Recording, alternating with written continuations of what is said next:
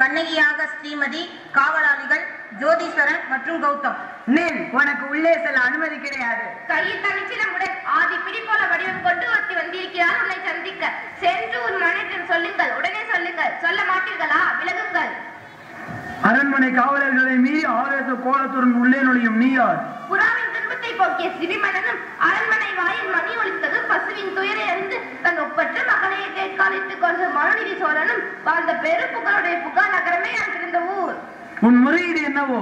முத்து விலகின்ற மூன்று குரல் சுந்திருக்கும் தென்னகத்தில் உம்மரசு கொட்டி முத்தமிழை காப்பாற்றி மூவேந்தரின் பரம்பரையின் பெருமத்தினை மூலியாக வாழ்ந்த மன்னவனை, உனது முறையீட்டை கேட்கும் முன் நான் யார் என்பதை முழுவதுமாக தெரிந்து கொள்க.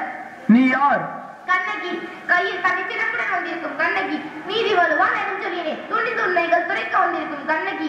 மன்னா, கடல் கடந்து கொடி கட்டி ஆளுகின்றாய். அந்த கொடிக்கம்பம் முறிந்து விழ அயல் நாட்டால் அங்கு எங்கள் துறைக்க உனது கொடுக்கோல் அளித்த அவசர தீர்ப்புக்கு ஆளாகி கொலையுண்ட கோவலன் மனைவி கண்ணகி. ஓ, கோவலன் மனைவியா? சிலம்பு திருடிய கல்வனின் மனைவியா? போதும், யாகாவராயும் நாக்காக்க மன்னா நாக்காக்க. என் கணவனா கல்வன்? இல்லை இல்லை, என் கணவனை கல்வன் என்று குற்றம் சாட்டிய கயவர்களே கல்வர்கள். ஆத்திரத்தில் அறிவு கண்ணை மூடிவிடாதே கண்ணகி. கல்வனை தமிழகத்து நீதி கொல்லாமல் விடாது என்பது உனக்கு தெரியும் அல்லவா? நீதியின் இலக்கணத்தை எடுத்துரைக்கும் மன்னனே, உனது நாட்டில் எதற்கு பெயர் நீதி? நல்லார் வகுத்ததான் நீதி? இல்லை இல்லை, வல்லார் வகுத்ததே நீதி. அதனால் தான் நான் வணங்கும் தெய்வம் என் வாழ்வு கருவூலத்தை சாவு படுகொலிக்குள் தள்ளிவிட்டீர்கள்.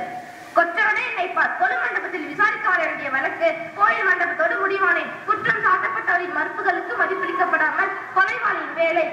இதற்கு பெயரா நேர்மை? இதற்கு பெயரா நியாயம்? இதற்கு பெயரா அரசு? உமக்கு பெயரா அரசாக்கும் மன்னன்? என்ன? கண்ணகி கோவலன் கையில் இருந்தது அரசி கோவலன் தேவியாரின் சிலம்பு? இல்லை இல்லை, கோவலன் தேவியார் என்னுடைய சிலம்பு. நம்ப முடியவில்லை என்னால். நீ யார் நம்புவதற்கு? உன்னை யார் நம்ப சொன்னார்கள்? நீ குற்றவாளி. என்ன? நான் குற்றவாளியா?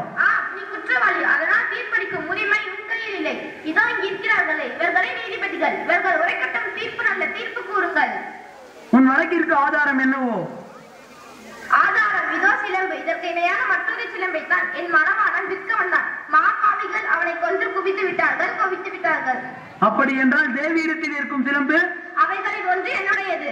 அதற்கு அடையாளம்? அடையாளம் வேண்டுமா? 1000 கேள்வி கேட்டு உன்னை நீயே குற்றமற்றவனாக ஆட்களை துடிக்கிறாயே.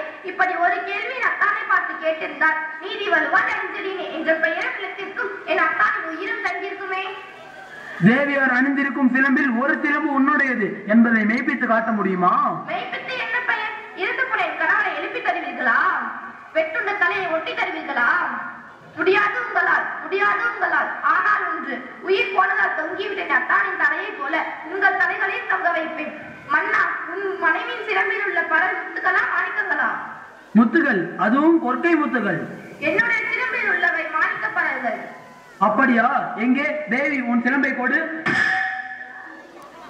இதோ பார்த்தாய முத்துகளை. அடுத்த சிலம்பு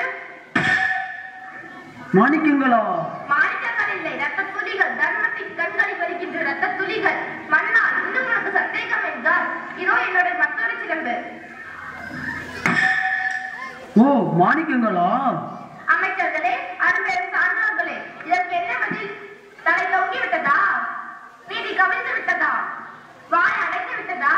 உங்கள் மன்னனின் அலங்காரம் அத்தனையும் மண்ணோடு மண்ணாய் கலந்து விட்டதா? ஏன் இந்த வாட்டம்? தமிழகம் சிரிக்கிறது மன்னா, சிரிக்கிறது. நீ தலைவலிந்து நிற்பதை பார்த்து தமிழ்நாட்டு மறைக்குள் கேலி பேசுகிறது மன்னா. நீ நீதி வழங்கிய செய்தி கேட்டு காடை சேனை 1000 எதிர்த்து வந்தாலும் அந்நாட்டு தலைகுனியாமல் வழிநடத்திய வீரன் எங்கே? வெற்றி திருப்பதி எங்கே? மாசு படரமும் மாநிலம் கபிலமும் நீதி வழங்கிய உனக்கு செங்கோல் எதற்காக? தேவையில்லை. மகாபாரதம் புரிந்தவனுக்கு மணிமுடி எதற்காக? தேவையில்லை. வேந்தகுலத்திற்கு இகழ்படுத்திய உனக்கு வெண்கொற்றப்பட எதற்காக? தேவையில்லை. கண்ணகி, உன் கணவன் கல்வன் இல்லை அம்மா. ஆராயாமல் அவசரத்தில் கொண்டு வருது அவனை என்று ஆணையிட்ட நானே கல்வன். என்னை மன்னித்து விடும்மா. நீதி தவறிய செங்கோலை காப்பாற்றுவதற்காக தன் உயிரையே இழத்து விட்டீர்களே அரசே. அழியட்டும், அடியோடு அழியட்டும். என் நெஞ்சில்